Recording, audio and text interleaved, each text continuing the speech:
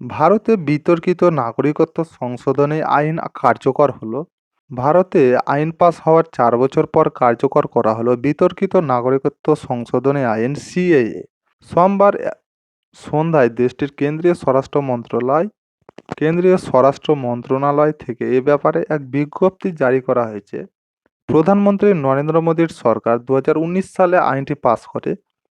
গত 4 বছর ওই আইনের নিয়মবিধি তৈরির জন্য সময় বাড়িয়ে আসছিল স্বরাষ্ট্র মন্ত্রণালয়। অবশেষে মে মাসে আনুষ্ঠানিকভাবে সাধারণ নির্বাচনের কয়েক সপ্তাহ আগে ভারত সরকার নাগরিকত্ব সংশোধনী আইন সিএএ কার্যকর করল। বিতর্কিত আইনটি ভারতের প্রতিবেশী দেশগুলো থেকে আসা অমুসলিম শরণার্থীদের ভারতীয় নাগরিকত্বের অনুমতি দেয়।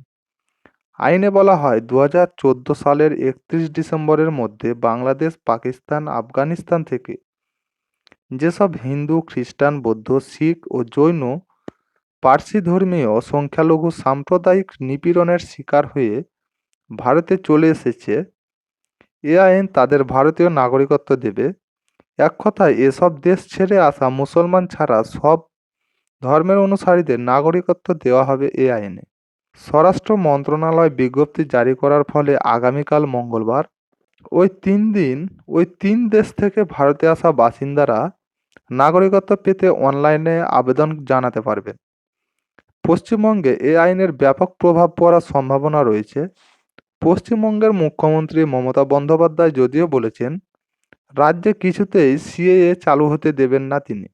প্রসঙ্গত 2019-এ নাগরিকত্ব সংশোধনী আইন সিএএ পাসের পর থেকেই দেশজুড়ে শুরু হয়েছিল বিক্ষোভ, এমনকি দাঙ্গাও বাঁধে দিল্লিতে।